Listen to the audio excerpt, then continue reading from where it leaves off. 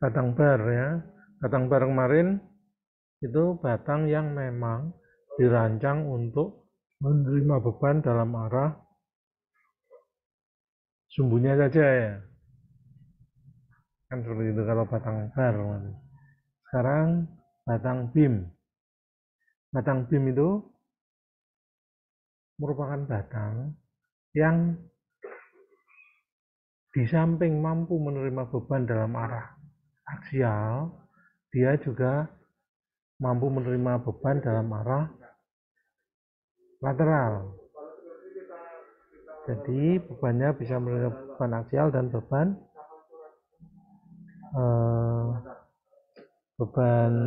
transversal.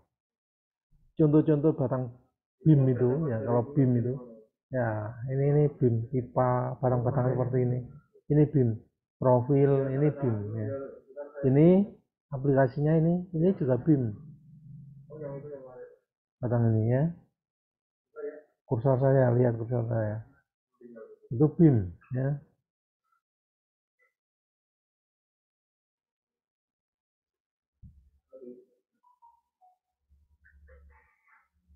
Nah ini bim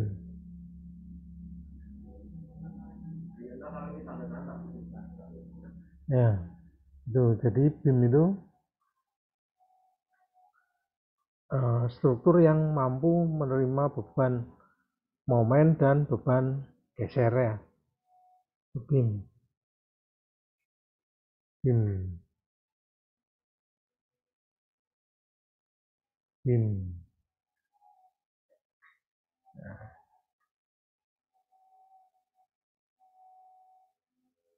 ya. Itu ini contohnya bim ya, aplikasinya. Kalau model matematikanya ya, teori yang dipakai untuk menganalisis BIM itu ya teori model matematika satu dimensi ya. Kalau di mekanika kekuatan bahan atau mekanika kekuatan material ya,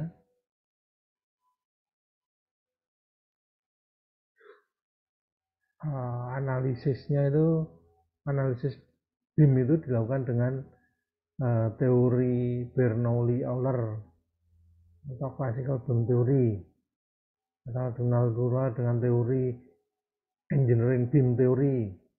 Kemudian metode yang kedua adalah teorinya Timoshenko ya. Itu di mekanika bahan, mekanika kekuatan material.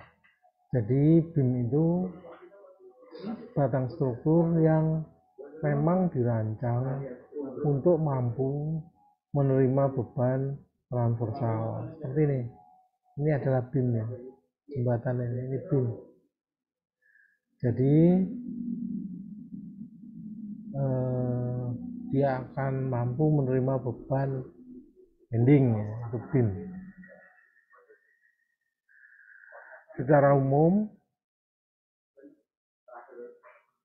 BIM itu ya seperti batang bar, tetapi di samping dia mampu menerima beban aksial, dia juga mampu menerima beban bending, geser, tekan, serta beban torsi. Itu tentang BIM. Nah, samping itu juga mampu menerima beban buckling. Buckling itu tekuk. Jadi kalau batang prismatis atau BIM itu ya ditekan sepanjang sumbunya, maka dia mungkin mengalami tekuk atau buckling.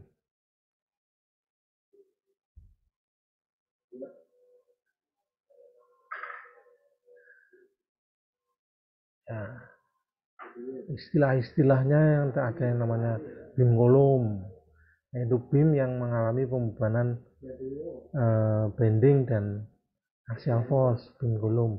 Simple BIM, BIM yang mengalami beban bending saja, itu namanya simple simple beam.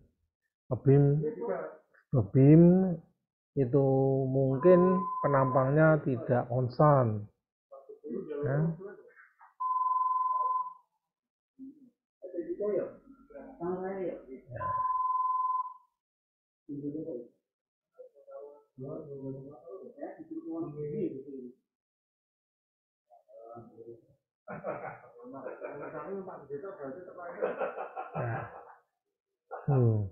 Itu sedikit overview tentang beam. Kalau teori classical beam ini ya Anda bisa pelajari di mechanical material, ya, mechanical material. Kurang lebih kan seperti ini.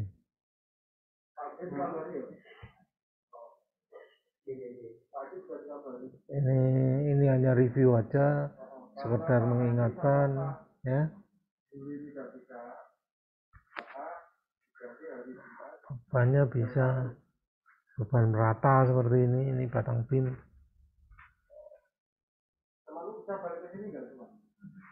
Contoh lainnya jembatan seperti ini beam sayap pesawat itu juga dapat dimodelkan dengan beam, ya.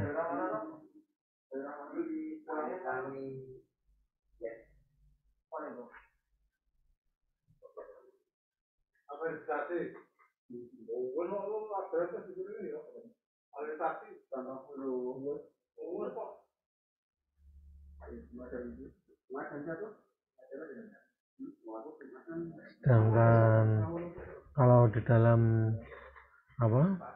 teori Bernoulli-Euler itu ya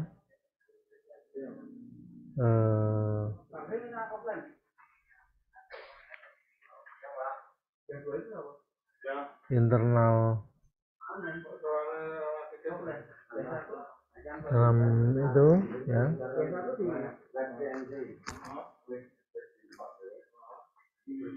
internal energi yang ada di dalam batang beam itu akan menyebabkan bending strain dan stress. Bending itu menyebabkan axial stress, tegangan dalam parasial, dan axial strain. Sedangkan hubungan di antara strain, stress, dan displacement ya seperti berikut ini, seperti ini, ya. Epsilon sama dengan du per dx, ya. Ini adalah tegangan, di mana perubahan displacement itu adalah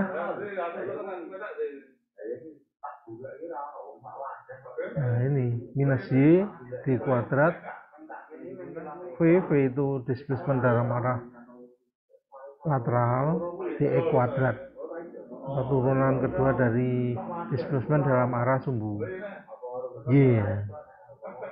Ini regangan. K itu adalah kelengkungan. Jadi kalau barang itu mengalami bending, dia akan memiliki kelengkungan besarnya K. Sedangkan dalam hukum Hooke, tegangan itu sama dengan E kali epsilon. Jadi karena epsilonnya itu sama dengan minus YK, maka hubungannya dapat dinyatakan dengan minus EYK, ya.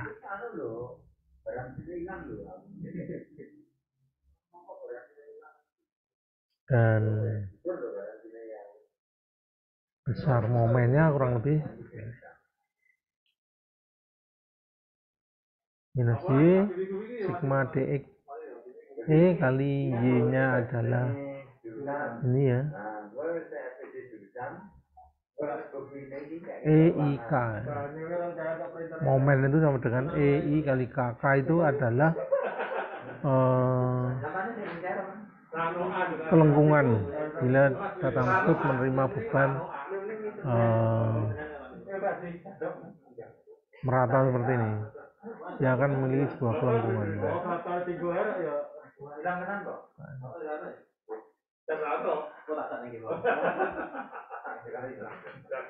Nah, kalau di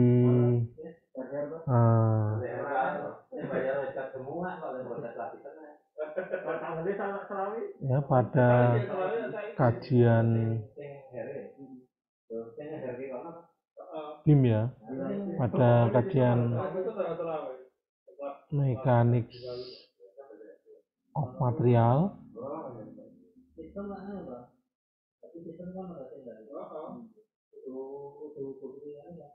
mechanics of material ya.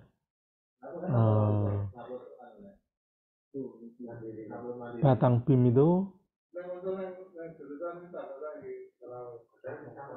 konvensi dari batang BIM itu seperti ini.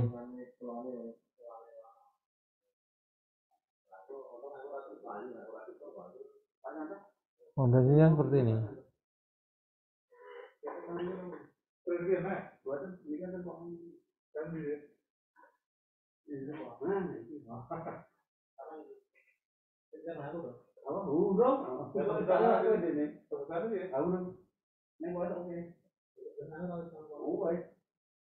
Kebalik mau.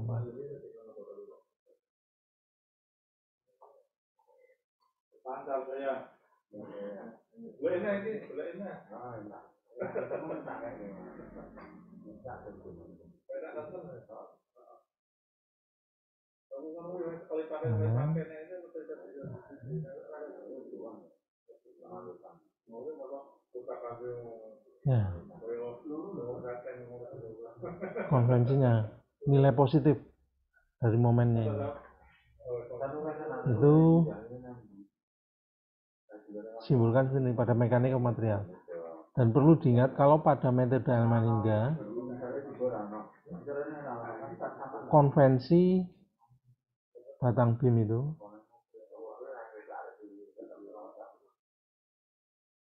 batang BIM itu akan positif bila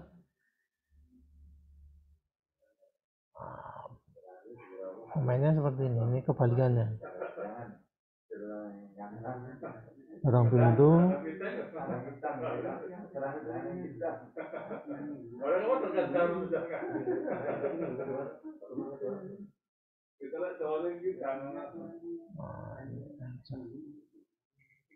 ya, jadi berbeda ini pada nodal 1. Kalau pada metode elemen hingga ini nodal 1, ini nodal 2. Nah, itu dinyatakan dengan itu. Dan pada nodal 1 juga akan mengalami rotasi. Besarnya rotasi itu dinyatakan dengan theta atau psi ya. Pada nodal 2 rotasinya dinyatakan dengan kemudian gaya positif pada MH positif dinyatakan dengan arahnya ke atas. 1, 2.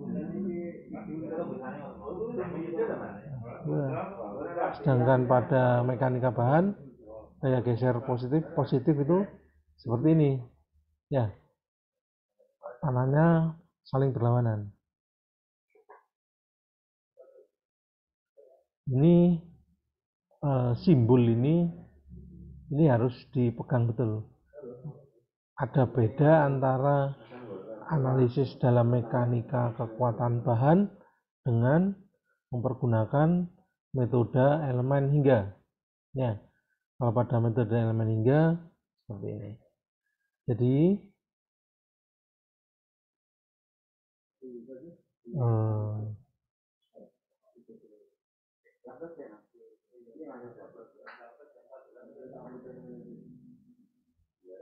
Jadi simbolnya seperti ini, kebalikannya ya. Pada nodal perjanjian tandanya ini harus dipegang. Momen positif itu arahnya berlawanan arah jarum jam pada metode elemen hingga ya. Momen positif itu analisis BIM dengan mempergunakan metode elemen hingga itu akan memberikan nilai momen positif bila arah momennya berlawanan arah jarum jam. Sedangkan rotasi yang terjadi pada tiap-tiap nodal itu dikatakan positif bila arahnya juga berlawanan dengan arah jarum jam. Sedangkan gaya transversal, gaya dalam arah tegak lurus sumbu batang, itu kita katakan positif bila arahnya ke atas atau positif dalam sumbu Y. Ya. Demikian pula dengan displacement. Di sini ada displacementnya. Displacement pada nodal 1 maupun pada nodal 2. Mohon maaf ya, bukan U, ya, V. Karena displacement dalam arah sumbu Y itu konvensinya itu ditulis dengan V, bukan U. Kalau U itu adalah displacement dalam arah sumbu X, ya. Displacement, ya. Jadi sedangkan pada mekanika kekuatan bahan, analisis pada batang bim itu konvensinya seperti yang di atas ini. Momen itu dikatakan positif bila arahnya seperti ini, pada seperti gambar ini ya, pada ujung, bila arahnya ini momen itu dikatakan positif itu bila arah momennya adalah seperti ini. Dan gaya transversal yang bekerja pada batang bim itu dikatakan positif bila arahnya adalah seperti ini. Ya. Ini pada mekanika kekuatan bahan. Sedangkan pada FEM konvensi yang ada adalah momen yang terjadi ataupun rotasi yang terjadi pada tiap nodal dari batang bim tersebut kita katakan positif bila arahnya berlawanan dengan arah jarum jam. Ya. Sedangkan gaya transversal maupun displacementnya itu kita katakan positif bila arahnya searah dengan arah positif sumbu Y, ya. Jadi arah ke atas itu kita katakan positif. Jadi dapat kita simpulkan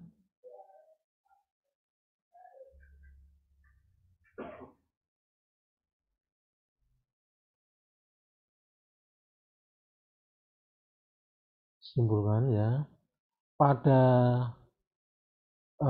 metode elemen hingga di nodal 1 momen 1 itu sama dengan minus momen ya pada mungkin ini saya bikin gini aja biar nggak membingungkan, tak bikin tabel aja.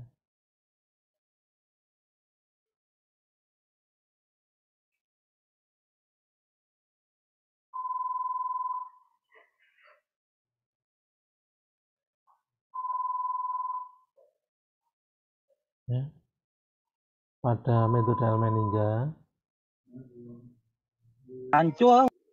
ini pada mechanics of material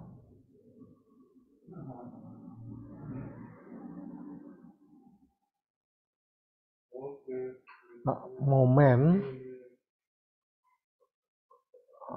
ekuivalennya ya, momen pada nodal 1 di metode elemen hingga itu sama dengan minus momen pada mekanisme material ya. Sedangkan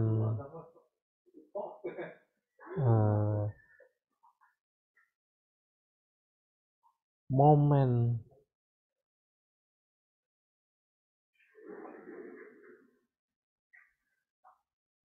pada metode elemen hingga, pada nodal 2 di metode elemen hingga itu sama dengan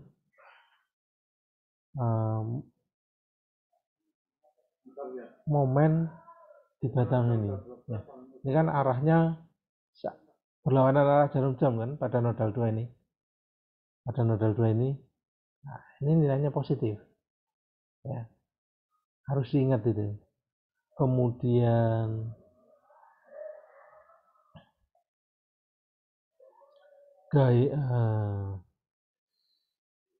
gayanya, ya, gaya transversal pada metode elemen hingga di nodal 1 dinyatakan dengan F1Y, ya kan? Sedangkan pada metode elemen hingga arahnya juga sama ke atas, dinyatakan dengan V, ya, gaya geser. Ya. Ini adalah gaya geser. Sedangkan pada nodal 2 itu arahnya saling berlawanan. Ya. Pada nodal 2 ke atas positif. Pada ujung yang di nodal 2 ini pada analisis dengan mempergunakan mekanik of material, arah gaya gesernya itu ke bawah positif. Ya kan? Jadi saling berlawanan. Ini adalah momen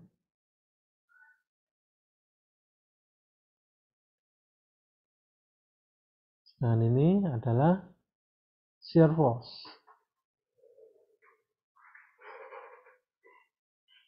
Ya. Atau gaya geser.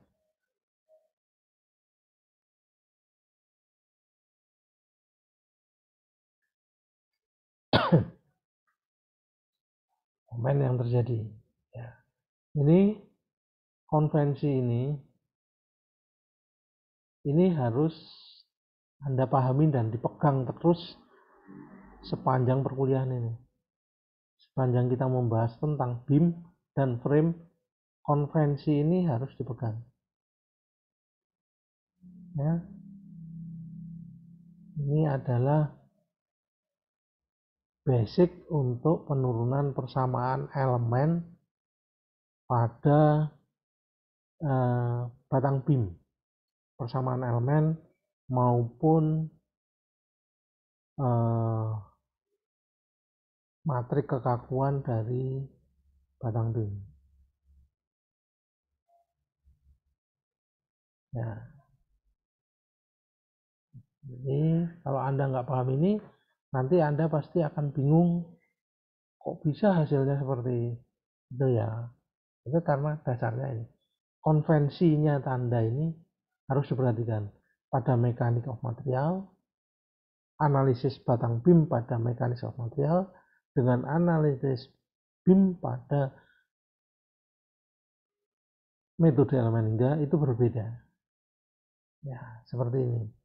Sama-sama menunjukkan nilai positif, tapi arahnya berbeda. Konvensi yang dipergunakan berbeda. Ya, ini harus dipegang teguh. Nah, konvensi ini.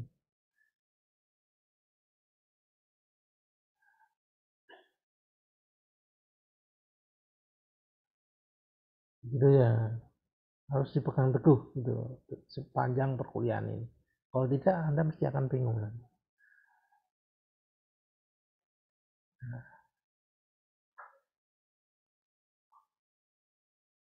Nah, sekarang bagaimana proses penurunan materi kekakuan dan persamaan elemen pada batang beam?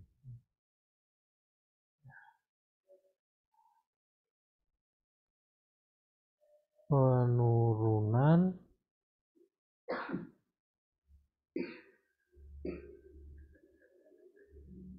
materi kekakuan dan penurunan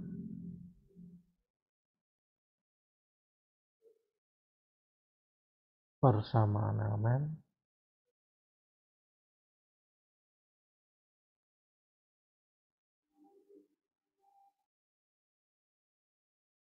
pada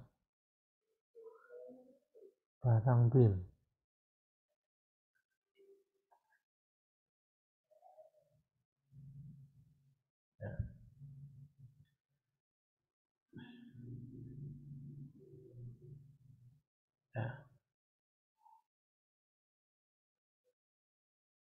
Ya, batang BIM itu kalau pada tadi seperti yang disampaikan tadi, batang BIM itu pada metode elemen hingga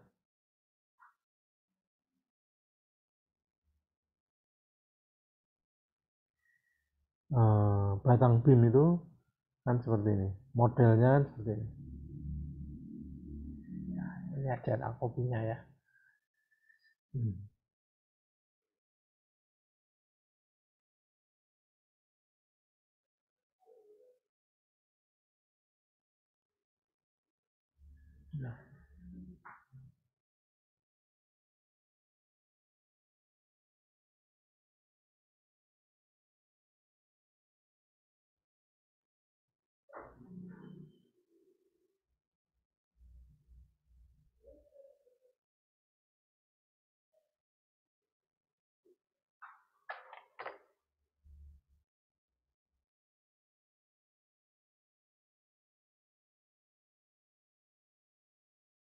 Modelnya kan seperti ini, batang BIM itu. Jadi pada batang BIM ini, model batang BIM ini di metode elemen hingga itu memiliki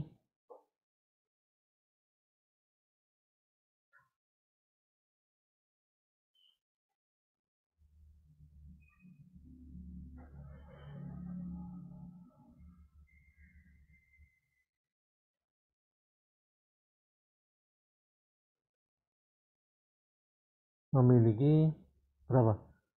4 derajat kebebasan ya.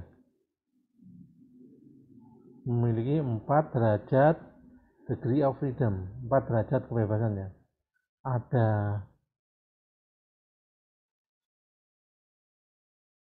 momen,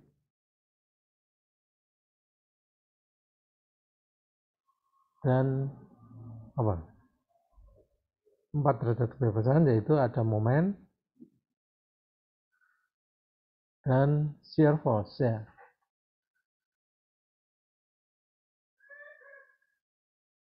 Ya. Ada momen dan shear force atau gaya geser ya. Yaitu 4 derajat kebebasan yang meliputi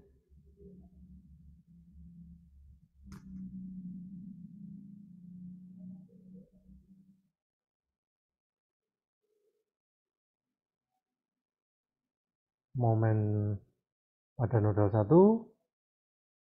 dan huruf besar ya. Momen tidak enak, tulis kecil itu tidak enak. Biasanya kan kita selalu kalau nulis momen pakai huruf besar ya. Momen pada nodal 1 dan momen pada nodal 2. Kemudian ada rotasi, bukan rotasi apa, shear force, yaitu gaya geser pada nodal 1 dan gaya geser pada nodal 2 ya. Jadi ada 4 derajat kebebasan. Karena terdiri dari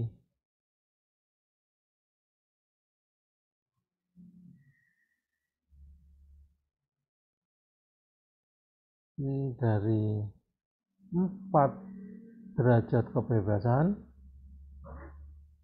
maka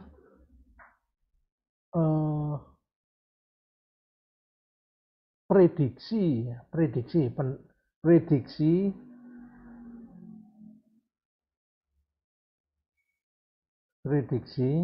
atau pendekatan persamaan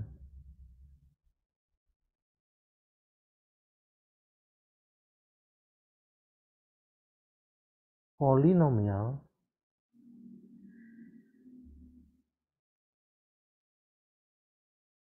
yang mungkin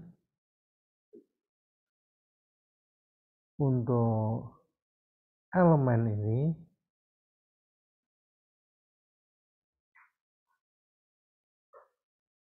berdasarkan Pascal triangle ya.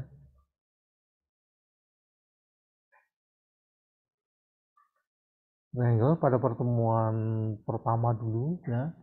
Kan kita kalau menentukan pendekatan persamaan yang cocok untuk sebuah elemen itu kita melakukan pendekatannya dengan mempergunakan Pascal triangle kan kemarin ya. Itu yang paling cocok itu kan kalau ada 4 derajat kebebasan, berarti kan persamaan yang paling cocok itu kan persamaan seperti ini ya. Persamaan displacement-nya ya. Ini menentukan displacement function ya, maka displacement function yang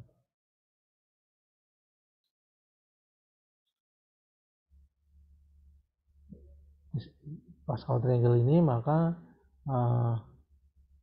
displacement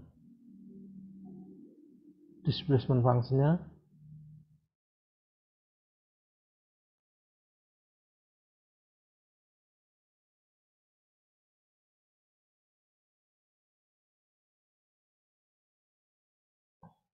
yang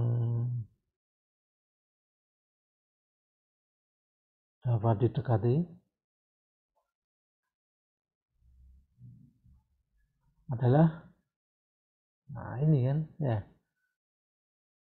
kurang lebih seperti ini. Ini karena arahnya dalam sumbu Y ya, displacement-nya yang dapat didekati kan ini ya, maka simbolnya V ya, karena displacement dalam arah sumbu Y itu kan dapat didekati dengan persamaan A1 X pangkat 3 ditambah dengan A2 kali X kuadrat ditambah dengan A3 kali X ditambah dengan A4 ya, karena ada 4 derajat kebebasan ya.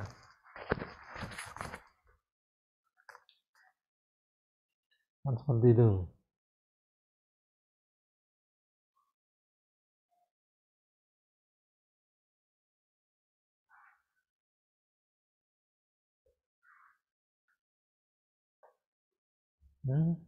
Persamaan modelnya kan seperti ini ya, elemennya kan seperti ini. Ini kan artinya dari modelnya ini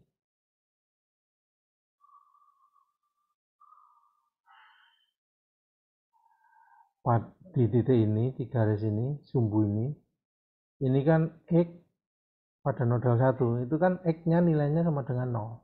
Bila panjang elemennya itu adalah L, maka pada nodal 2 nilai X itu kan sama dengan L ya.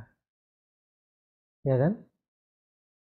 Inilah metode elemen hingga ya. Metode elemen hingga itu sebuah metode pendekatan. Jadi nilainya nggak eksak. Kalau pada analisis dengan mempergunakan mekanika kekuatan bahan atau mechanics of material, itu kan metodenya merupakan exact metode, pasti hasilnya itu pasti. Tetapi kalau pada metode elemen hingga ini bukan exact method tapi approximation method. Jadi hasilnya itu ya merupakan hasil pendekatan, bukan exact. Jadi kalau nanti Anda itu menganalisis sebuah struktur ataupun non-struktural domain dengan metode elemen hingga, apakah itu pakai software Fluent atau pakai software Abacus atau yang lain atau ANSYS atau apapun itu, software metode elemen hingga yang pakai, hasilnya adalah merupakan hasil approximation. Itu mengapa kok dikatakan hasilnya merupakan hasil approximation? Ya karena persamaan yang dipakai, persamaan polinomial yang dipakai untuk mendefinisikan uh, elemen yang dipergunakan dalam pemodelan problem domainnya itu diperoleh secara approximation, secara pendekatan dengan mempergunakan pendekatan.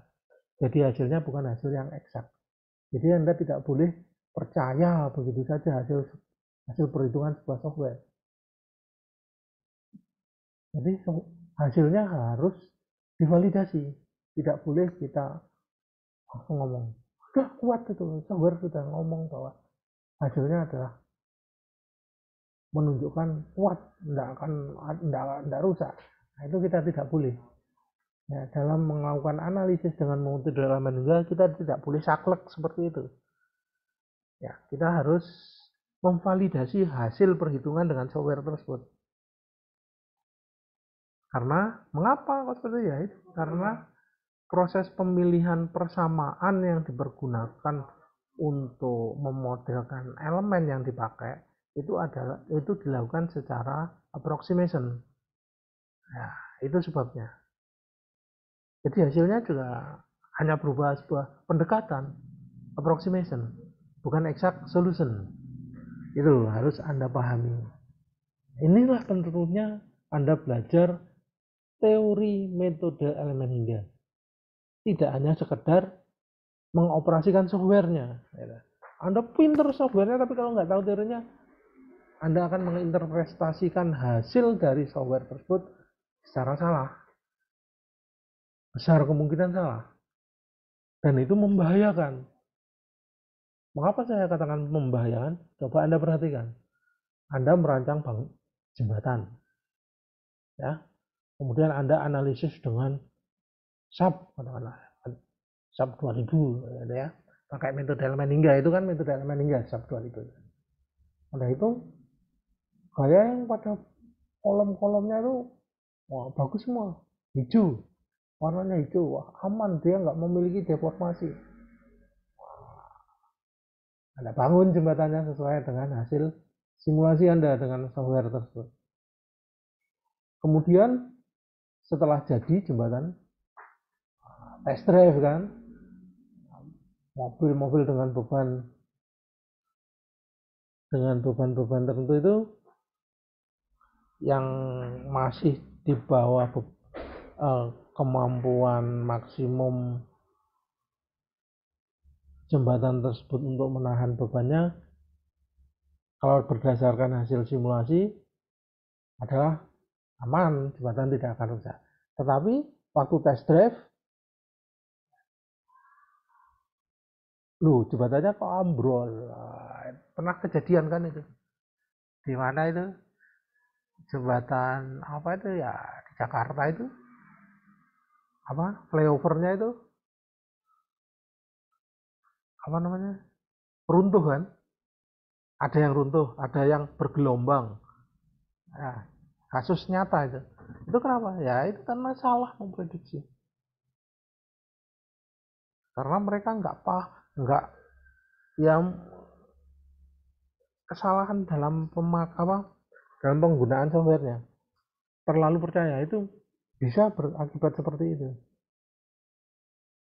Jadi struktur yang menurut perhitungan software itu aman, ternyata setelah dipakai nggak aman, ambruk, collab, ya itu kesalahan engineer. Itu etika rekayasa berperan di situ. Nah, harus bertanggung jawab itu engineer. Mengapa kok sampai runtuh strukturnya?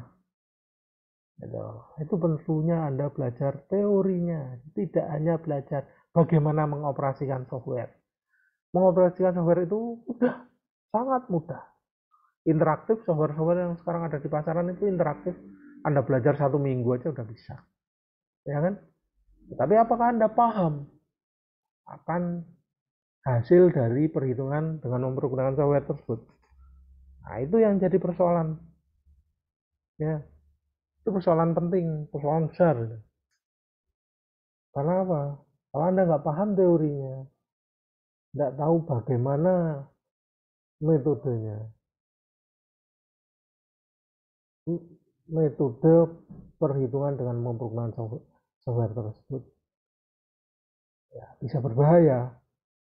Nah, seperti itu. Struktur yang Anda anggap aman ternyata tidak aman. Nah, itu kan bisa menyebabkan kecelakaan, bisa menimbulkan masalah sosial kan. Itu tanggung jawab engineer itu. Ya, nggak boleh itu. Makanya ada mata kuliah yang namanya etika rekayasa. Itu etika, nggak punya etika engineer-nya. Perlu ada sebuah etika dalam merancang atau membangun sebuah struktur di bidang engineering ya. Kalau kita engineering ya etika rekayasa engineering ya. Kalau di dunia kedokteran ada yang namanya etika rekayasa ya tentang kedokteran. Itu ada, harus dimiliki oleh setiap dokter. Kalau kita engineer ya, engineer sebagai engineer ya, kita harus paham tentang etika rekayasa tersebut. Ya,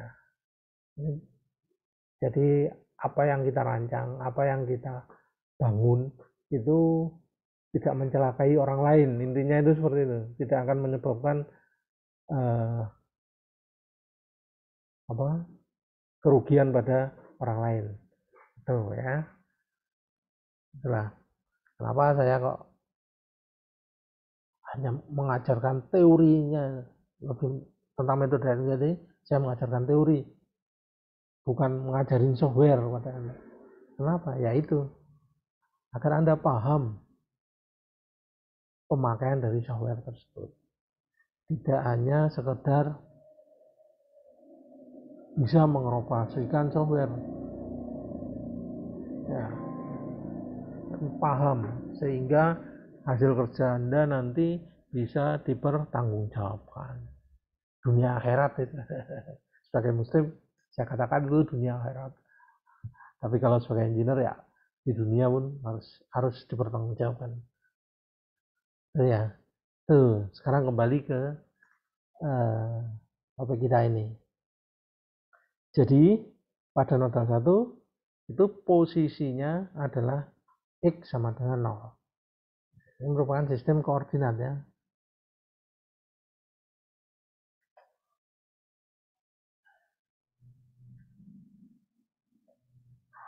Ini kan X ya, sumbu X. Ini sumbu Y ya. Pada X, pada ini itu kan sama dengan X sama dengan 0. Sedangkan pada nodal 2 X itu sama dengan N. Sehingga persamaan deformasinya atau persamaan displacement-nya pada saat X sama dengan 0, nah,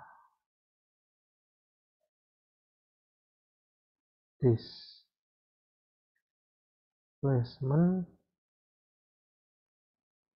pada saat X sama dengan 0 itu dapat kita nyatakan dengan V0 sama dengan A1 X pangkat 3 ya. X-nya X pangkat 3 karena X-nya 0 maka 0 pangkat 3 ditambah dengan A2 X kuadrat. X-nya 0 kuadratkan ditambah dengan A3 kalikan dengan X-nya 0 dan ditambah dengan A4 ya. Sehingga displacement-nya dalam arah sumbu Y adalah pada saat X sama dengan 0 sama dengan A4 ya. Ya tuh ya, dimana A1, A2, A3, dan A4 merupakan sebuah variabel ya, sebuah konstanta. A1 sampai dengan A4 itu merupakan sebuah konstanta.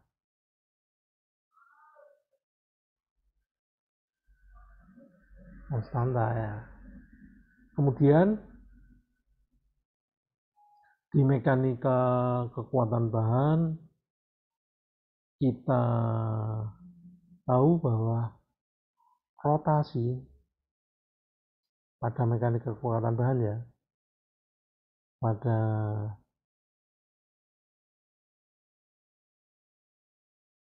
mechanics of material,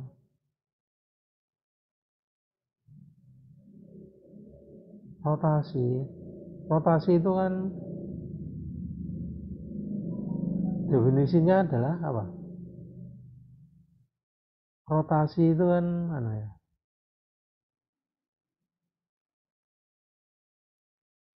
ada mekanika kekuatan bahan. Rotasi itu kan didefinisikan sebagai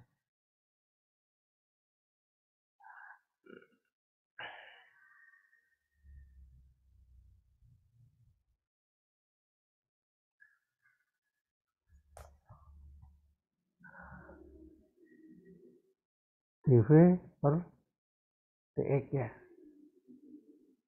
Ya, inget enggak? Mudah-mudahan ingat.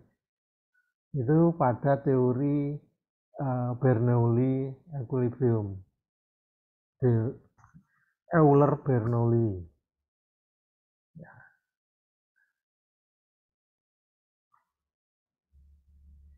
Rotasi.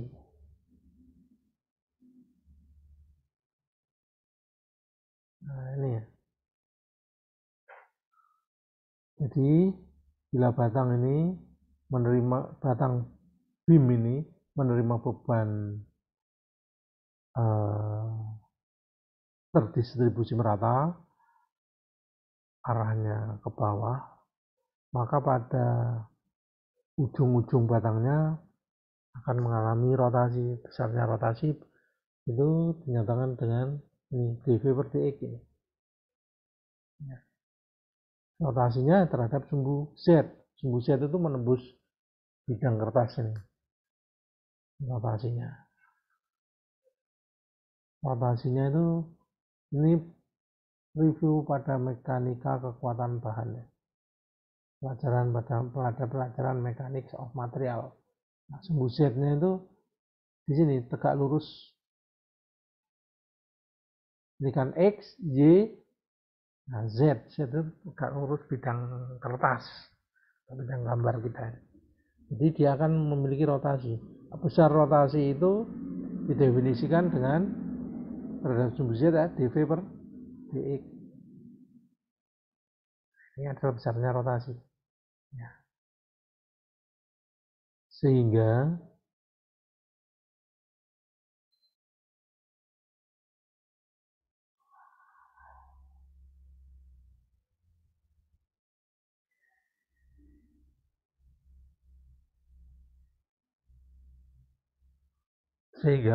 pada modal 1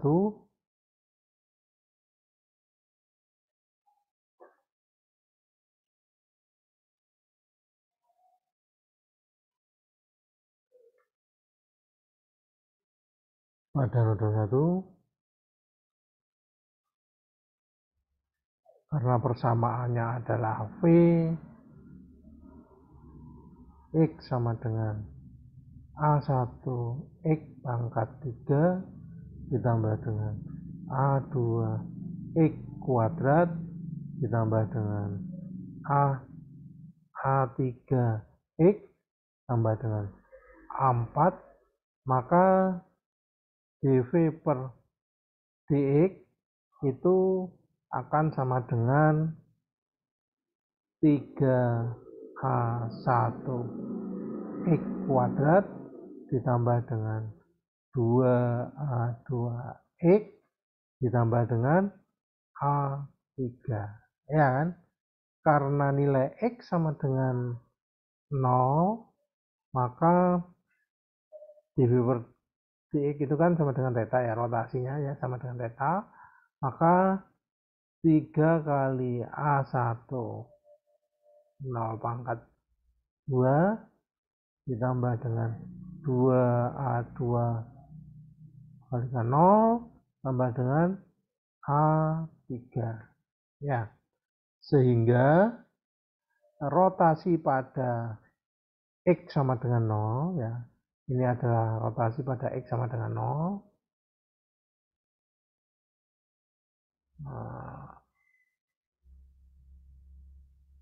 Pada nodal 1 ya, pada nodal 1 adalah sama dengan A3. Berapapun 0, pangkat berapapun, hasilnya 0. Dikalikan berapapun, hasilnya pasti 0. Ini juga pasti 0, sehingga rotasi pada nodal 1 adalah A3. Ya. Sedangkan tinjauan pada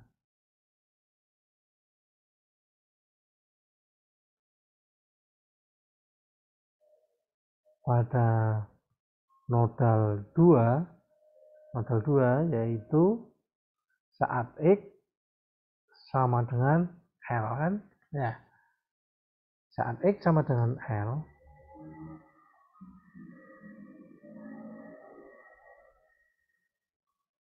PL itu kan sama dengan A1 L pangkat 3 ditambah dengan A2 L pangkat 2 tambah dengan A3 kalikan L ditambah dengan A4 ya. Sedangkan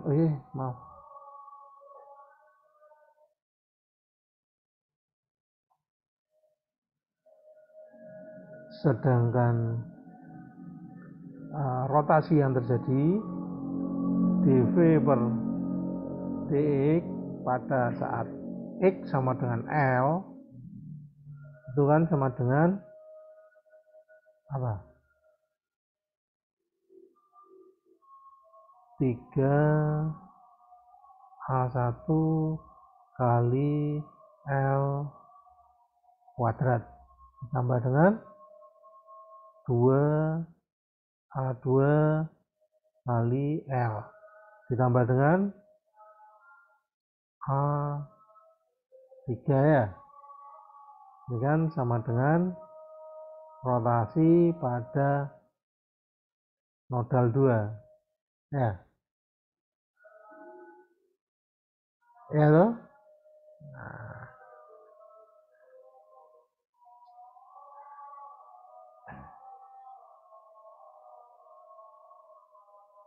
sehingga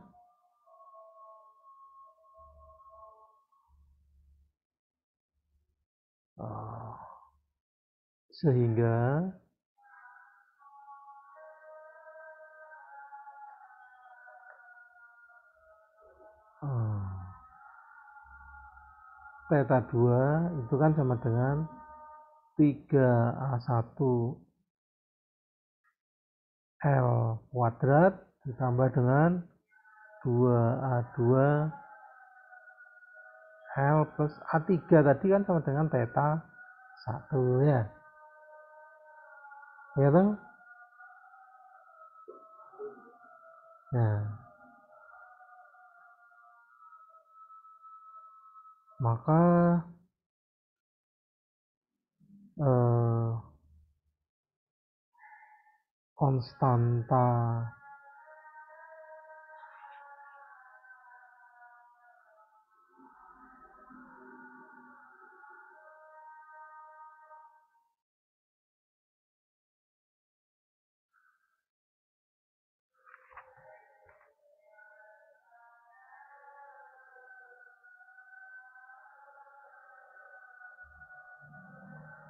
konstanta dengan cara yang sama dan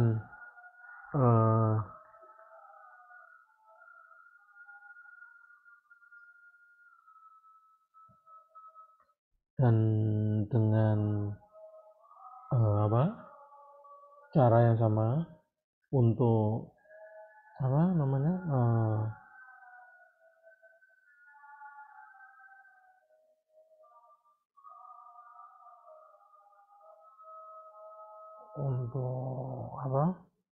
kita turunkan satu kali lagi ya, untuk tadi pada mekanik of material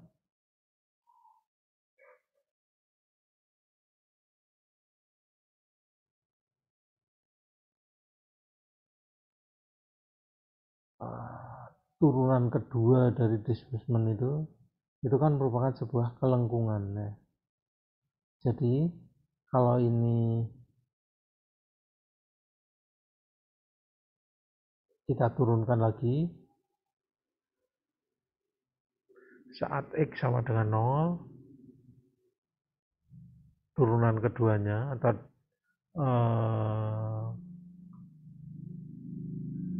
mungkin jangan kelengkungan ya, itu apa, turunan keduanya kita turunkan lagi, akan bisa kita peroleh nilai dari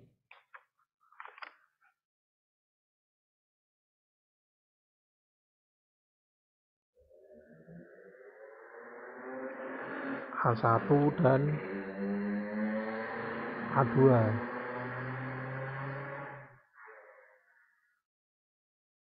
Ini dapat kita cari besarnya.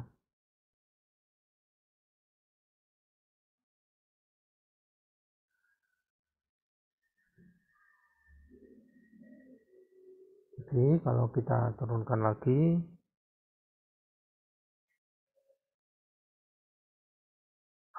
D kuadrat V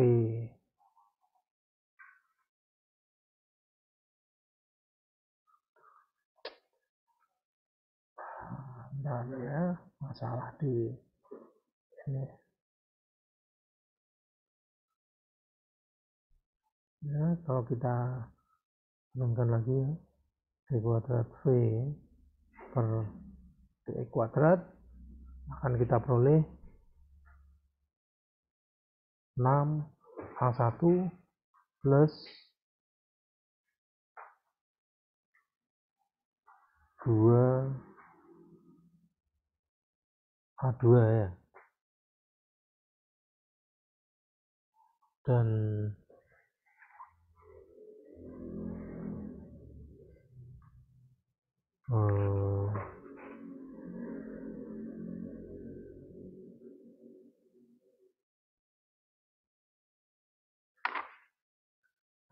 akan kita dapatkan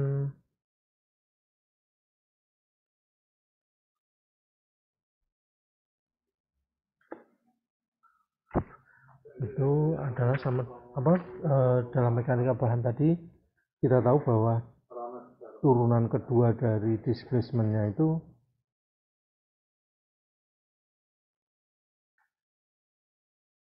merupakan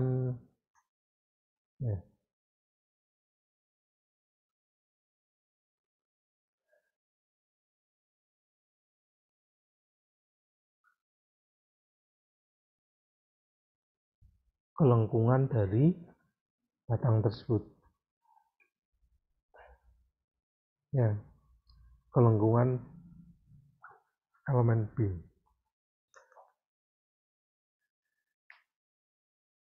Sedangkan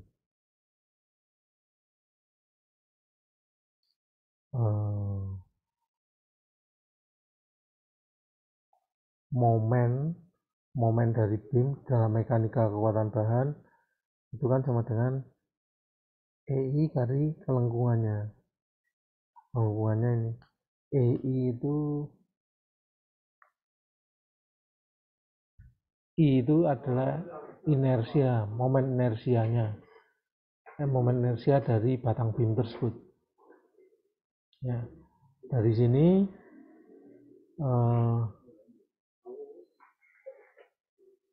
akan dapat kita peroleh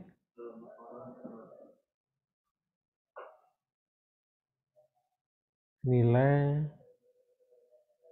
A1 sampai dengan A3, nilai konstanta itu.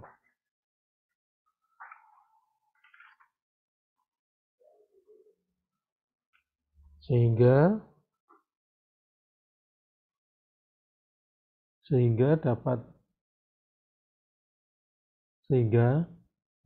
persamaan displacement function dalam arah sumbu Y tersebut dapat kita nyatakan dengan persamaan ini.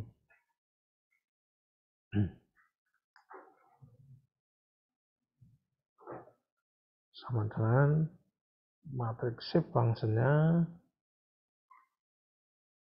kalikan dengan displacement-nya. Ya, dimana shape function dari beam tersebut adalah shape function pertama, shape function kedua, tiga, karena ada 4 derajat kebebasan ya, shape function itu ya. Dan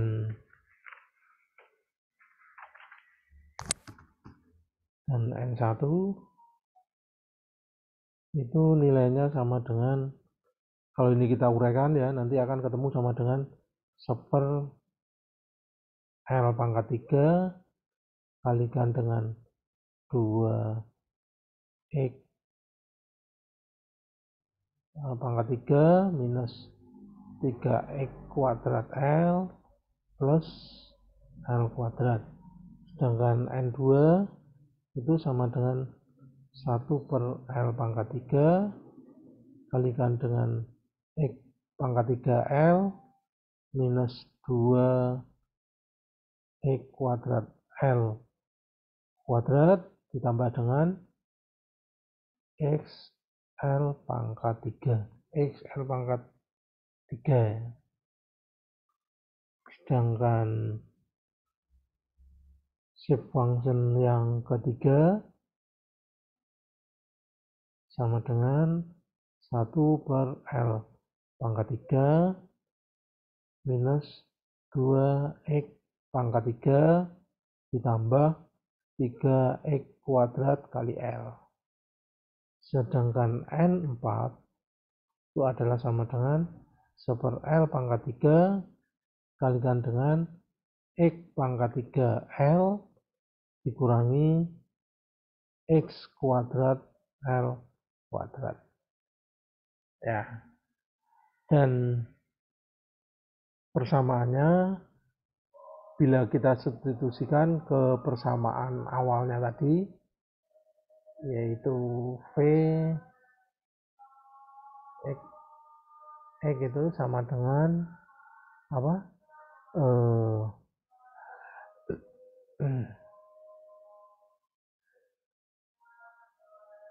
Adalah sama dengan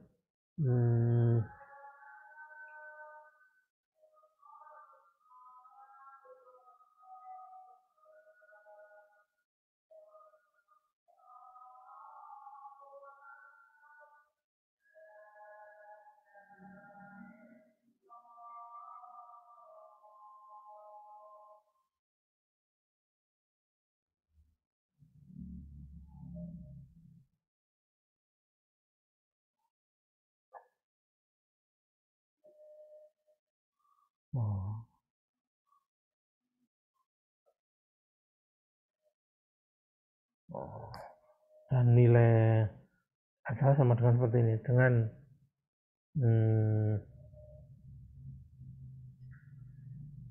dan nilai A1 bentar, ini saya ada yang terlewat ya, senilai dari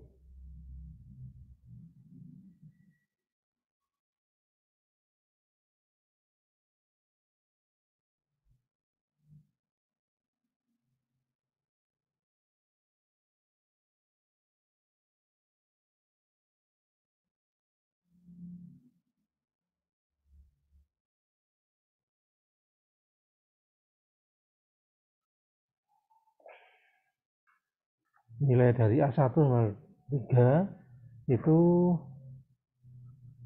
adalah, kalau kita selesaikan ini ya, kita selesaikan dulu. A1 itu kurang lebih sama dengan nilainya adalah 2/L pangkat 3 kalikan D1Y kurangi D2Y ditambah dengan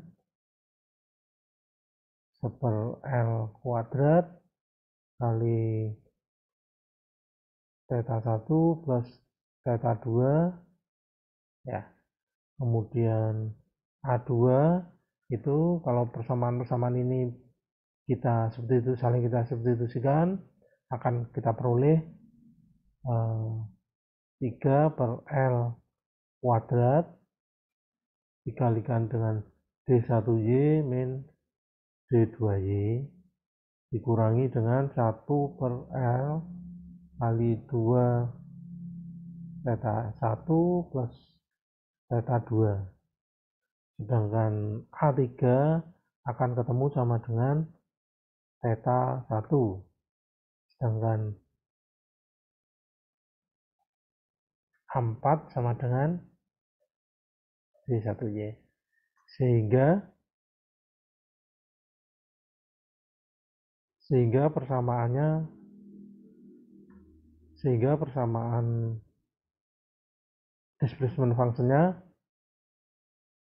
persamaan displacement functionnya akan menjadi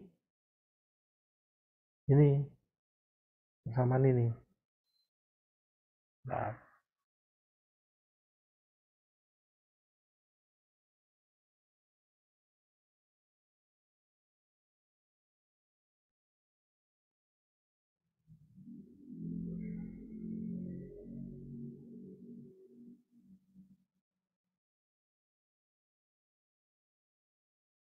ya,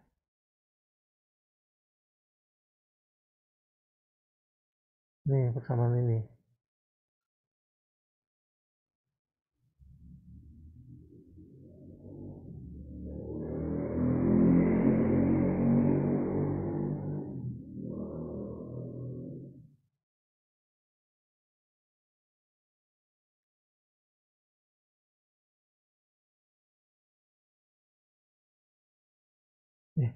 Maaf ya kok tak taruh di bawah, salah.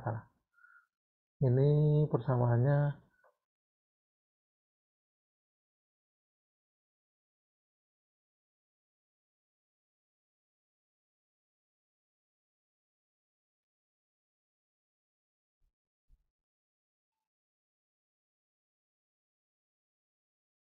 ya, persamaannya kurang lebih seperti ini.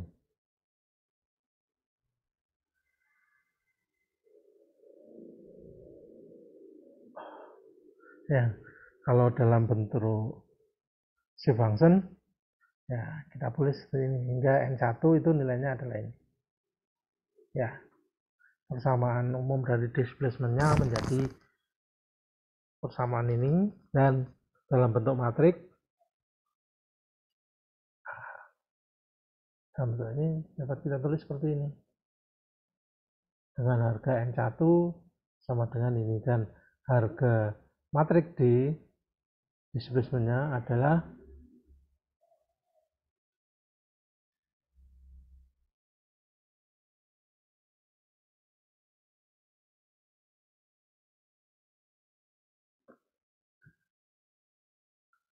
matrik D-nya itu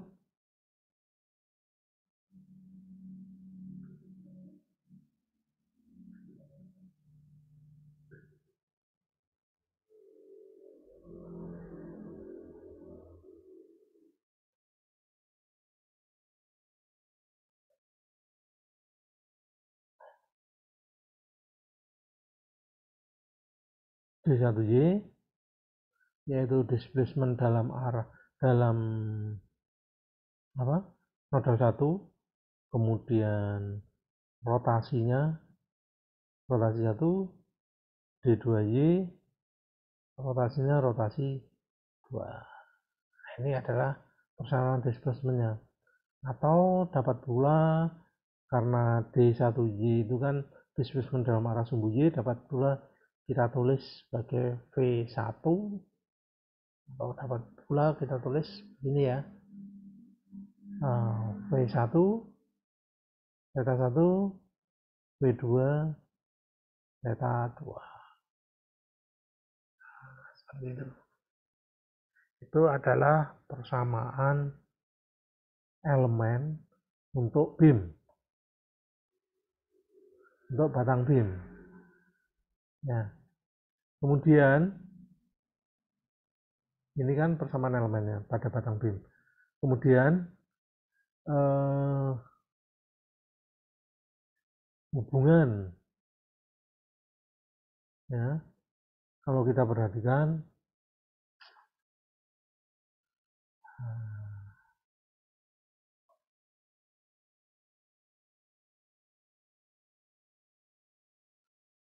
kalau kita perhatikan,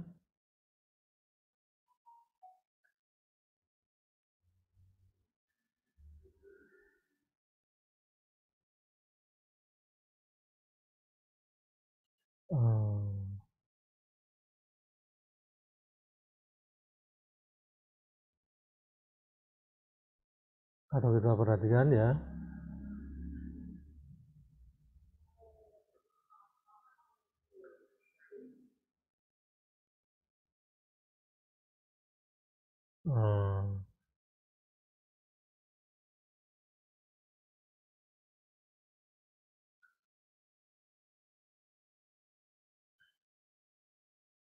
akibat dari beban merata pada batang BIM itu kan menyebabkan deformasi ya. Besar deformasi yang terjadi adalah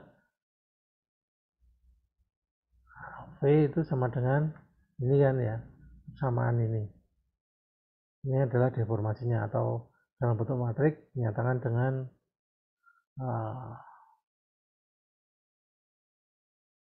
sigvasen kali d ini ya. Ya. Sedangkan displacementnya apa? Deformasi yang terjadi itu kan sama dengan V1 theta 1 V2 theta 2 ya. Dan kita tahu bahwa regangan yang terjadi itu adalah merupakan perubahan deformasi. Kalau dalam arah sendiri kan perubahan deformasi terhadap panjang semula, kan perubahan deformasi dalam arah sumbu X terhadap panjang semula, kan seperti itu ya, dimana deformasi itu yang terjadi akibat dari bending itu kan sama dengan di mechanics of material tadi itu di depan tadi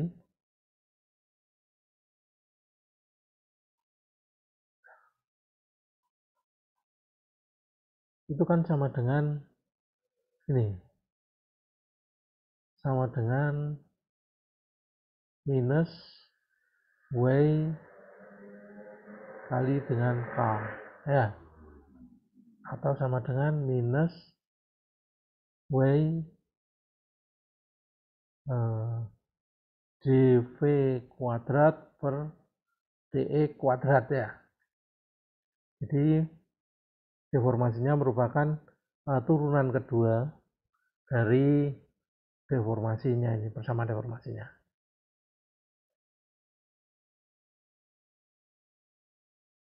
Sehingga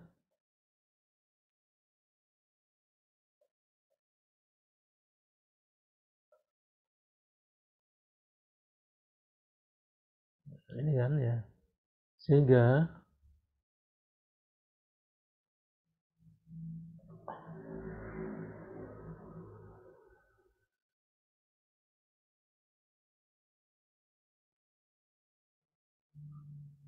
regangan yang terjadi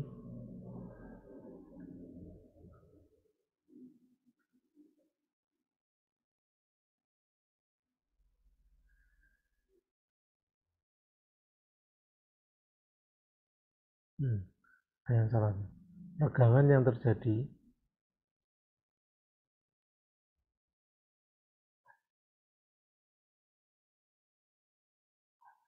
itu kan sama dengan ini, maka du per dx adalah sama dengan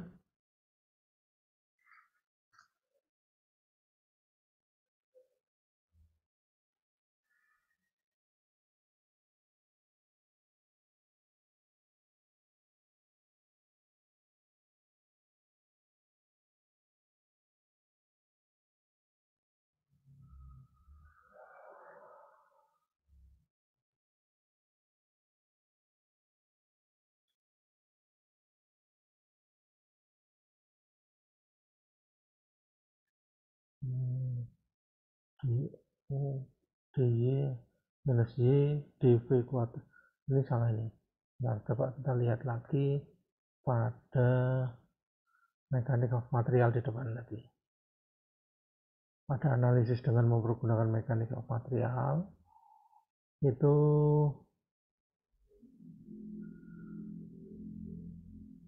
regangan itu du per dx ini sama dengan, nah ini kan sama dengan ini,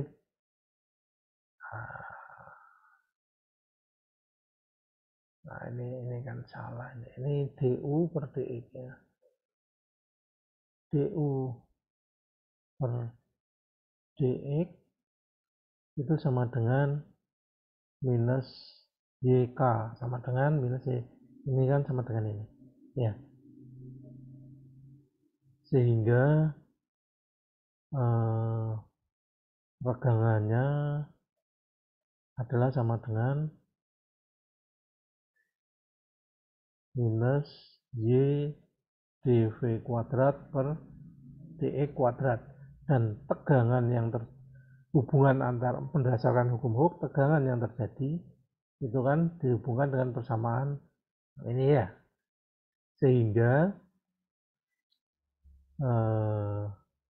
nilainya adalah sama dengan E kali minus Y d kuadrat V per dx kuadrat, ya kan? Ya,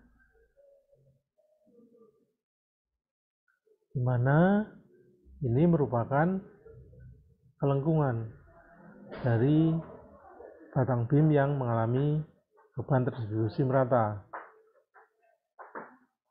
ya, yaitu d kuadrat V per dx kuadrat, dan momen itu kan besarnya sama dengan, momen itu kan sama dengan, sebenarnya besarnya sama dengan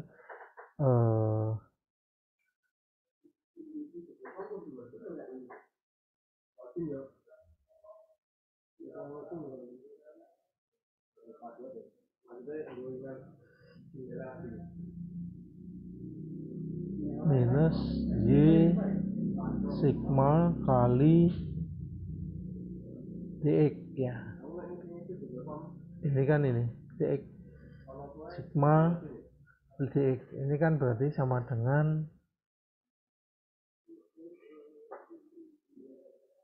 E sigma kan E kali epsilon ya, E kali d kuadrat V per dx kuadrat kalikan dengan Y kuadrat dA. Ini kan sama dengan momen inersia dari batangnya. Jadi momen itu sama dengan E I kalikan dengan kelengkungannya. Ya. So,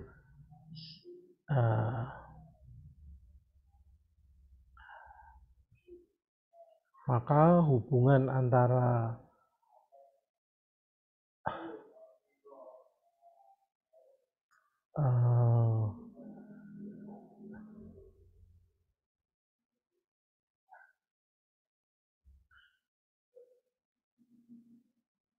momen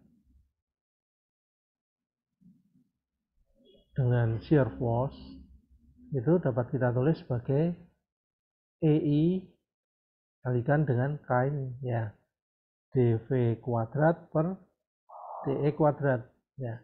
Sedangkan shear force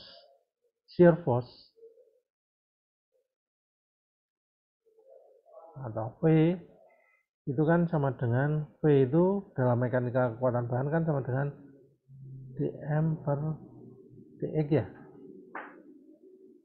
Jadi sama dengan EI kali d pangkat 3 V per dx pangkat 3 ya kan gitu. Kemudian kita ingat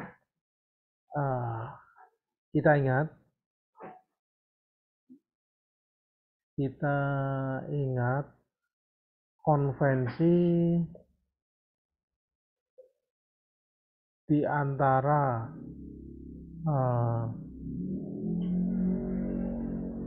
analisa dengan semakin tidak karu-karuan dengan mechanics of material dan metode elemen hingga tadi adalah apa? Ini kan di awal tadi loh. Ini kan ya. Pada nodal 1 M itu sama dengan minus M ya. Kita tulis lagi aja supaya enggak membingungkan.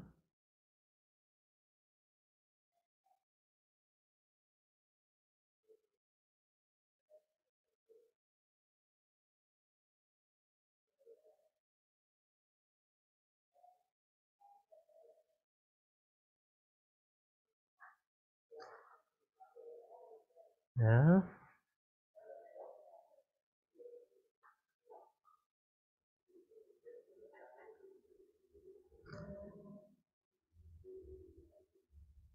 Ya. Hubungannya kan seperti ini ya.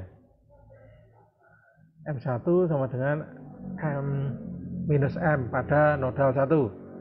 Pada nodal 2, M2 itu sama dengan M. Ya. Momen pada nodal 2 itu sama dengan momen di mekanika kekuatan bahan. Sedangkan momen di nodal 1 di metode elemen hingga itu sama dengan momen minus momen pada mekanika material. Sedangkan shear force pada nodal 1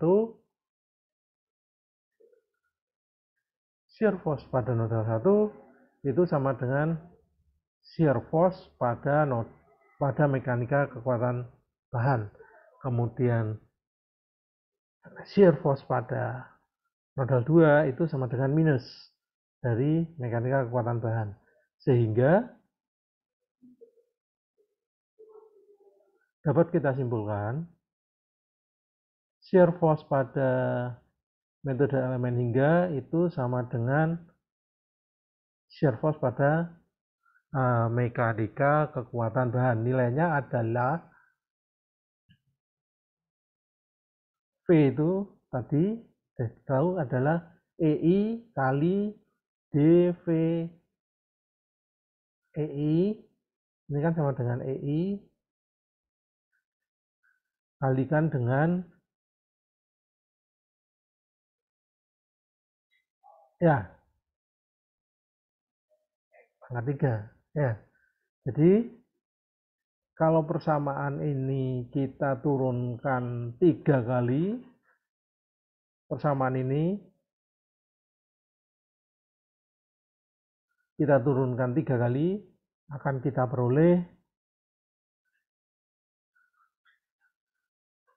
peroleh nilai EI dibagi dengan L pangkat 3 kalikan dengan 12D 1Y ditambah dengan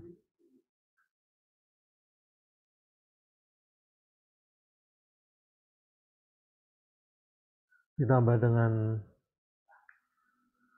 6 L theta 1 dikurangi 12 D 2Y ditambah dengan 6L theta 2 ya seperti itu. Dan momen pada nodal 1 mungkin supaya nggak bingung warnanya saya ganti. Momen pada nodal 1 di metode elemen hingga akan sama dengan minus momen pada ujung satu di mekanika kekuatan bahan, dan besarnya adalah minus EI dibagi dengan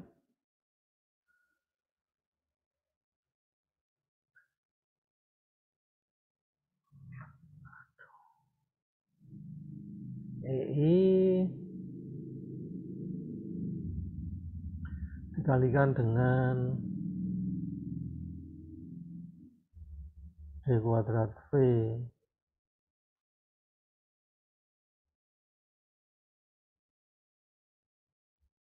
pada nodal 1, yaitu pada nodal 1 ya,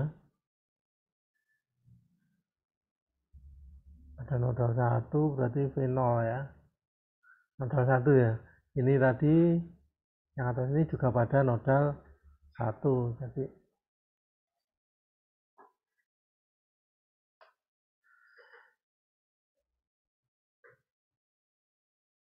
ini adalah V pada 0 pada nodal 1 di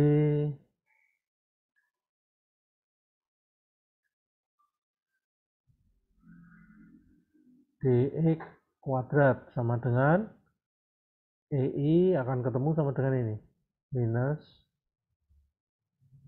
L pangkat 3 kalikan dengan 6 LD1Y ditambah dengan 4L kuadrat theta 1 dikurangi dengan 6L D2Y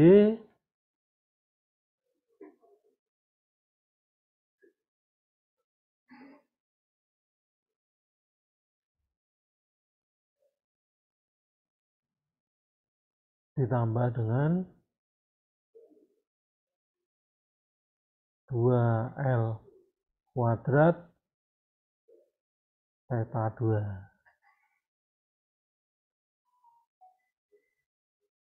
ya.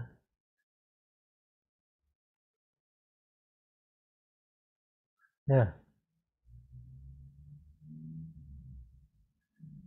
Dan pada nodal kedua ini sama F, dan warnanya ganti lagi,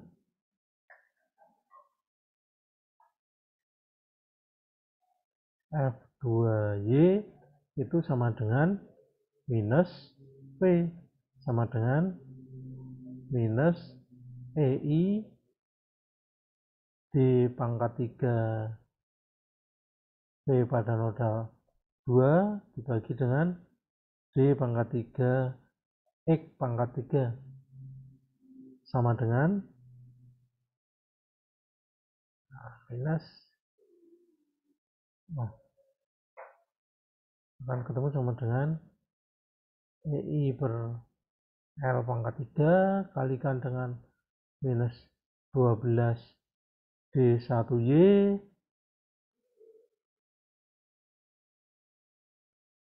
dikurangi 6L theta 1 ditambah 12L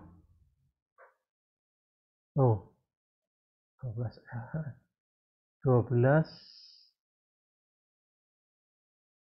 D2Y dikurangi 6L theta 2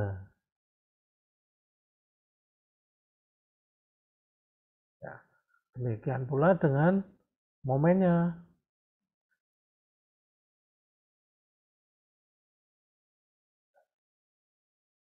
Momen pada nodal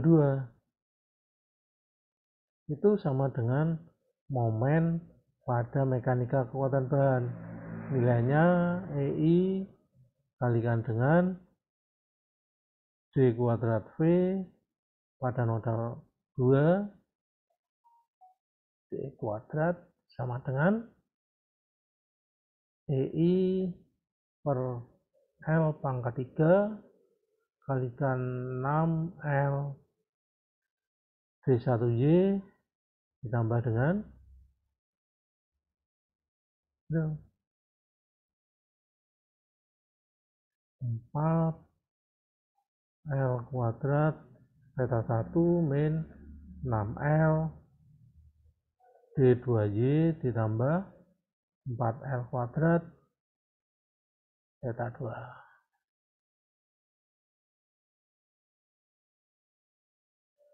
Nah, sehingga keempat persamaan tersebut bila ditulis dalam bentuk matriks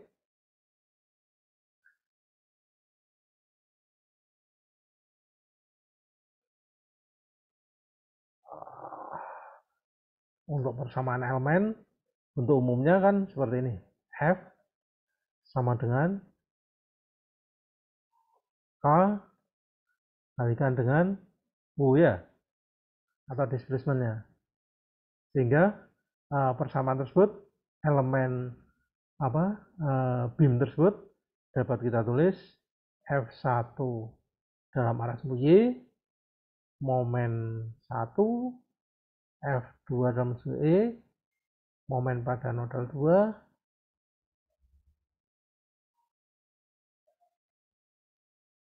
sama dengan EI per L3 kalikan dengan 12 6L minus 12L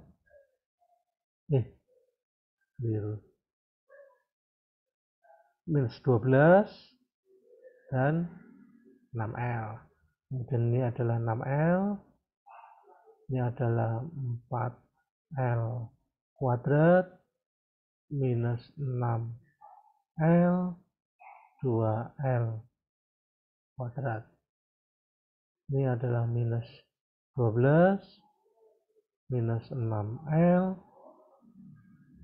12 minus 6L, ini adalah minus 6L, ini adalah 2L kuadrat, ini adalah minus 6L 4L. Kalikan dengan U-nya, displacement-nya. Displacement yang terjadi adalah U1, V1 ya. Boleh tulis D1 ya, supaya nggak bingung, tulis D1 dalam arah sumbu Y ya. Kemudian rotasi D2 dalam arah sumbu Y dan rotasi pada nodal 2. Atau perlu diingat ya, ingat bahwa D1Y itu sama dengan 1 ya, D2Y itu sama dengan 2 itu ya. Dan dari persamaan ini kita tahu bahwa matrik kekakuannya itu kan sama dengan EI per L pangkat 3 dikalikan dengan 12 6L minus 12 6L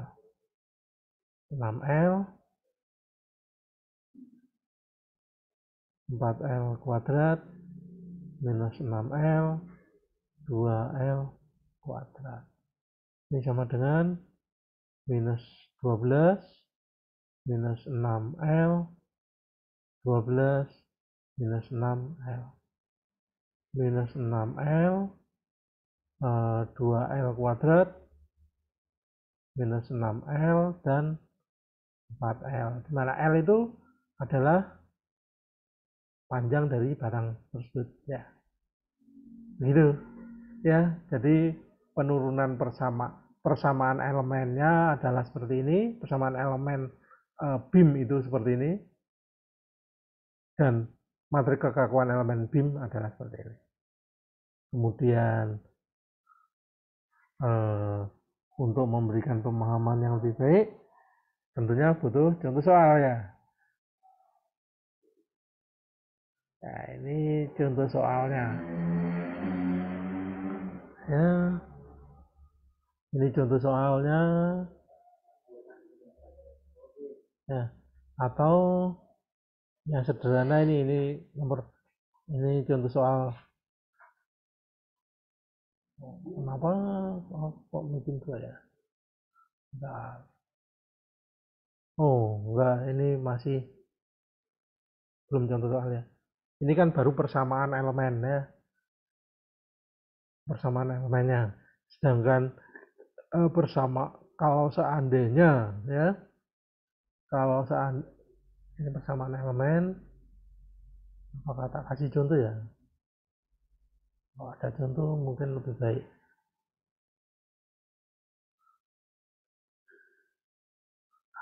Ini contoh soal untuk elemen.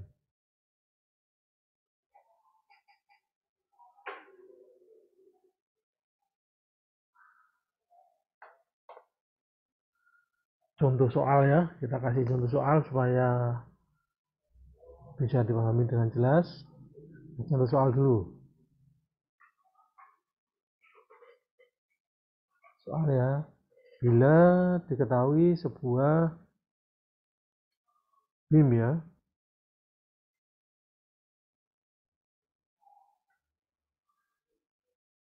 batang BIM-nya seperti ini, ya. Ini adalah sumbunya, sumbu X, ini adalah sumbu Y, ini nodal 1, nodal 2, panjangnya L sama dengan 100 in. Kemudian bila diketahui adalah E-nya itu modulus elastisitas dari batang BIM tersebut adalah 30E6 PSI, sedangkan panjangnya profil momen inersia dari profilnya adalah 100 pangkat 4 gitu.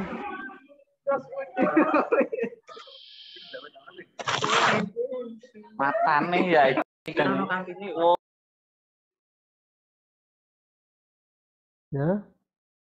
sudah diketahui sama dengan itu.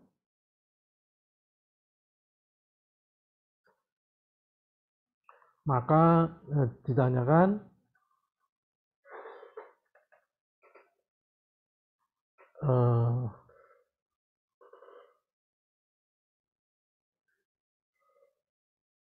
buat persamaan elemennya ya. Jawab ya seperti tadi aja ya. Maka jawabannya adalah F1 Y, M1 F2Y,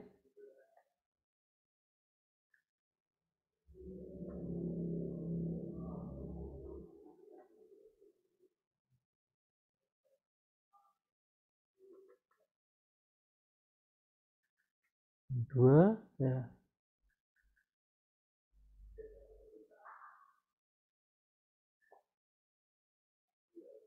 Itu sama dengan baterainya habis.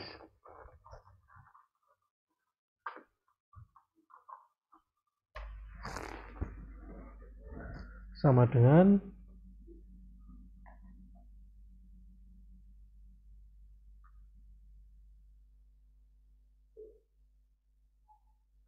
I per L dikalikan dengan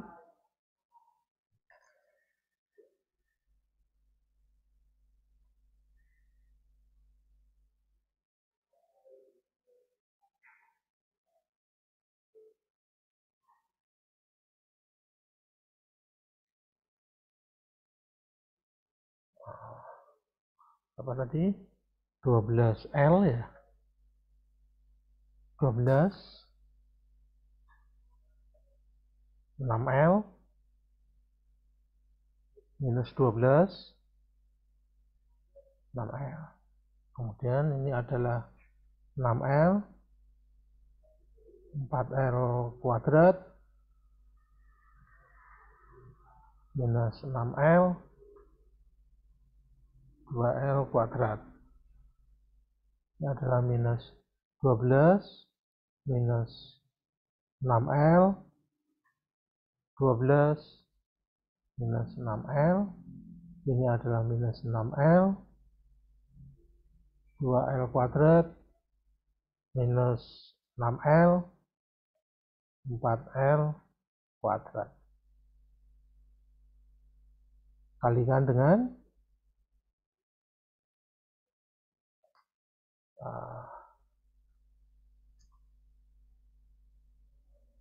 B1, beta 1, B2, beta 2. Ya, hanya gitu aja. Ya. Kemudian berapa nilainya?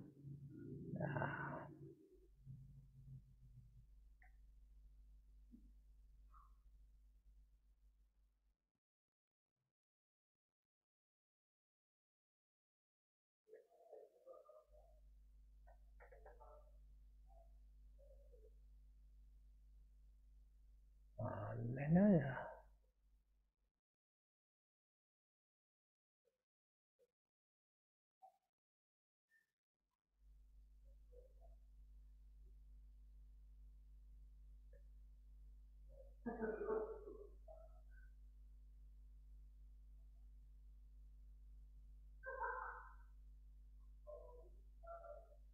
EI per L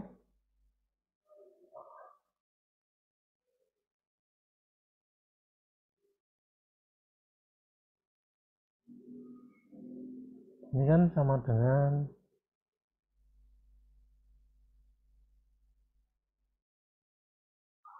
EI per L kan sama dengan berapa? E-nya adalah 36 kalikan I dibagi L. Nah, sama dengan 3E, 3E3 ya. 3E3. Dan ini sama dengan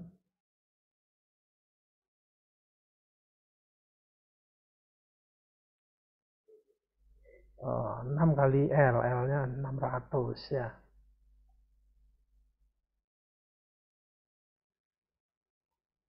Gimana ini?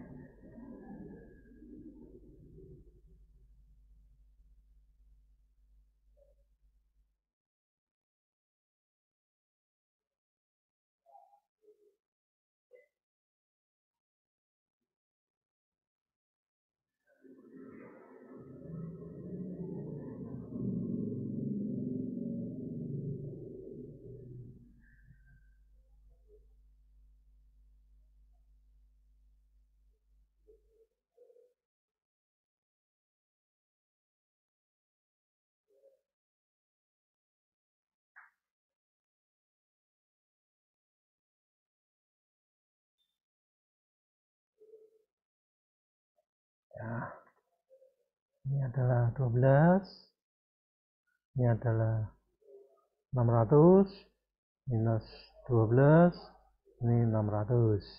Ini adalah 600, ini adalah 4E4, ini adalah minus 600, 2E4, minus 12,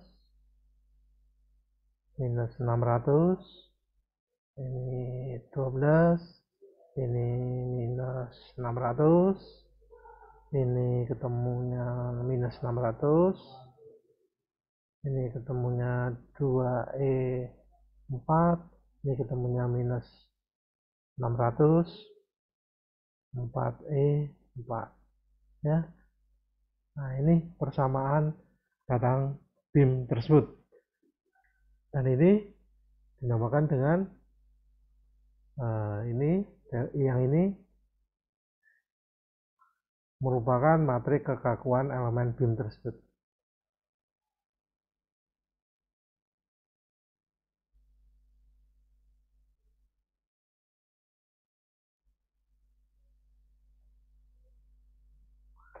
Nah, itu ya contoh soalnya.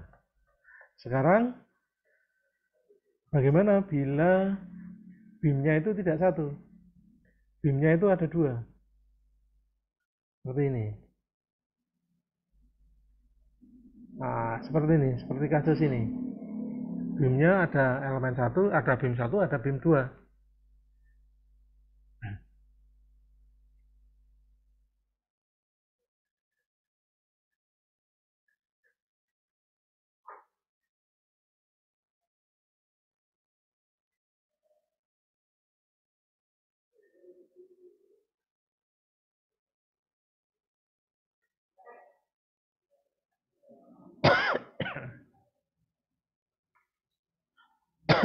Nah, sama seperti pada apa namanya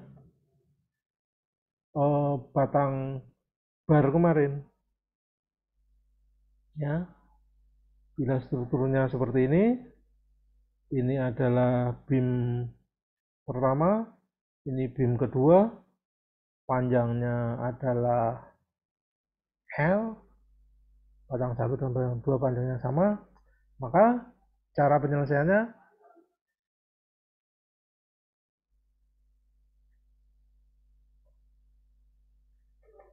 sama seperti pada eh, batang bar kemarin. Kita tinjau dulu pada elemen pertama, ya. Kita tinjau elemen pertama. Materi kekakuan elemen pertamanya adalah E1.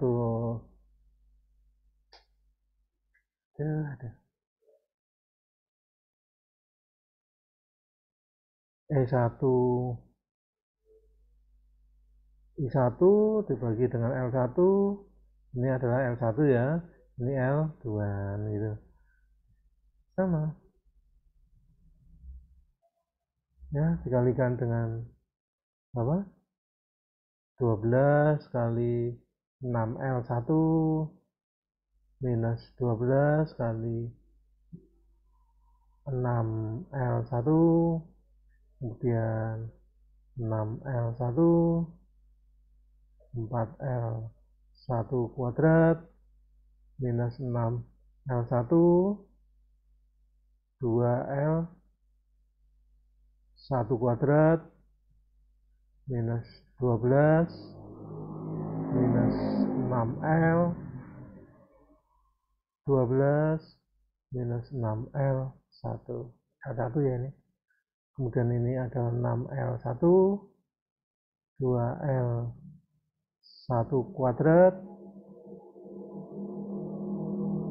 minus 6L1, 4L1 kuadrat. Nah, ini materi kekakuan pada elemen 1.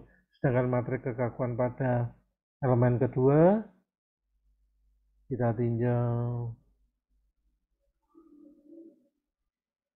elemen yang kedua.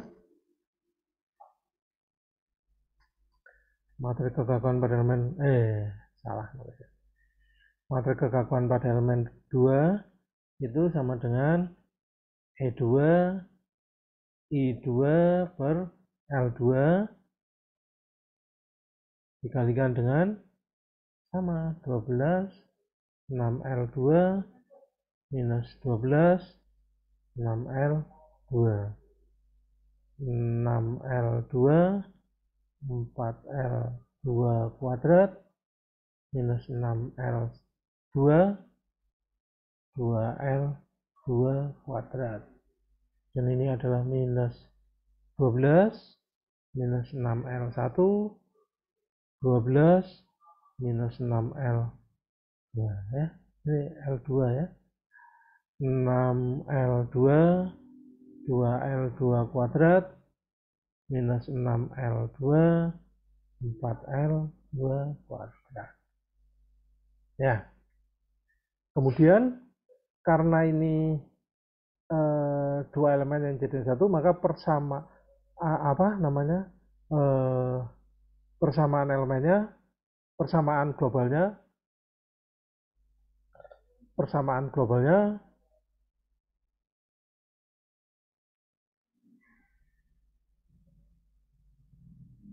struktur bentuknya menjadi seperti ini. Ya. Persamaan globalnya seperti ini. Ya.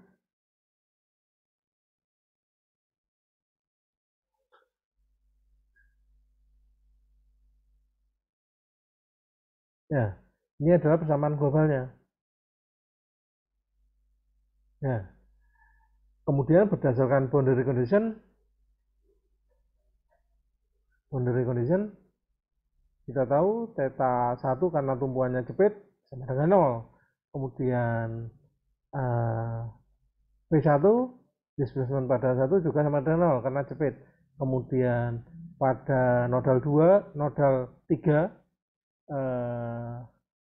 karena tumpuannya sendi, theta 3 itu tidak sama dengan 0, sedangkan displacement pada nodal 3 sama dengan 0. Ya kan? Sehingga berdasarkan persamaan global tersebut,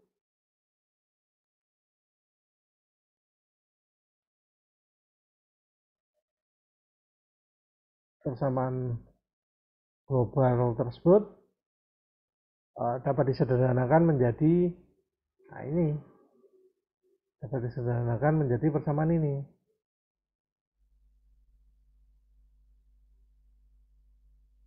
Ya. Dan hasilnya akan dapat ketahui gaya pada nodal 2 besarnya ini, ya. Itu kemudian ini untuk kasus pertama. Kasus kedua ini contoh kasus kedua. Ya, bila strukturnya seperti ini, solusinya seperti ini. Silahkan Anda pelajarin. Ya, kemudian kalau bikin SFD dan BMD dari barang tersebut seperti ini hasilnya. Sampai di sini, apakah ada pertanyaan? Silahkan. Kalau ada pertanyaan silahkan, saya tunggu. Silahkan. Itu tentang batang BIM. Silahkan, kalau ada pertanyaan, saya tunggu. Silahkan. Bagaimana? Tidak ada pertanyaan? Sudah paham? Nanti ujiannya sampai sini, materi ini. Ya, ujiannya sampai materi ini. Silahkan, kalau ada pertanyaan, saya akan berusaha menjawabnya. Tapi kalau memang tidak ada pertanyaan, ya saya anggap sudah jelas materi ujiannya sampai pertemuan hari ini. Oke, saya tunggu. Masih ada waktu. Kalau ada pertanyaan, silakan.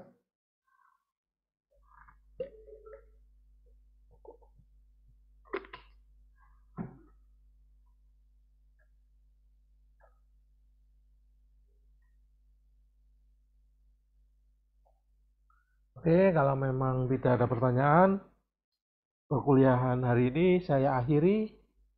Dan nanti kalau sudah saya ekstrak, videonya akan saya upload di LMS.